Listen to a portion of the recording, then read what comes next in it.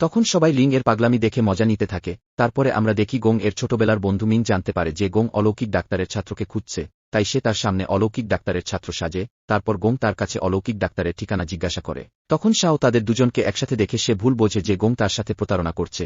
তখন সে খুব রেগে যায়। এরপর গোং তাকে বলে, তুমি যেটা ভাবছ তেমন কিছুই নয়। সে বলেছিল যে সে অলৌকিক ডাক্তারের ছাত্রী, তাই আমি তার সাথে কথা বলতে গিয়েছিলাম। শাও বলে, তুমি কি বিশ্বাস করো না যে আমি তোমার রোগ সারাতে পারব? তখন গোং বলে যে আসলে আমি আমার জন্য তাকে খুঁজিনি, আমি আমার বাবার জন্য অলৌকিক ডাক্তারকে খুঁজছিলাম। সে বলে যে আমার বাবা যখন হাসপাতালে ছিল তখন তিনি আমাকে একটি উপহার বক্স দিয়ে বলেছিল যে এটি তার শেষ ইচ্ছা, যেন এই বক্সটি তার বন্ধু অলৌকিক ডাক্তারকে দেওয়া হয়। তারপর শাও বলে যে যদি তাই হয় তবে আমার মাস্টার অবশ্যই অলৌকিক ডাক্তার সম্পর্কে জানতে পারে, আমি তাকে জিজ্ঞাসা করব।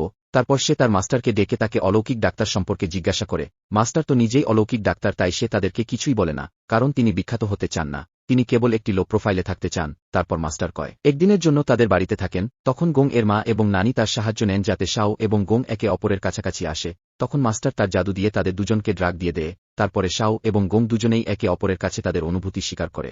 তখন তাদের জাদু দিয়ে রুমে পাঠিয়ে দেয় এবং তারা দুজনেই রাত কাটায়।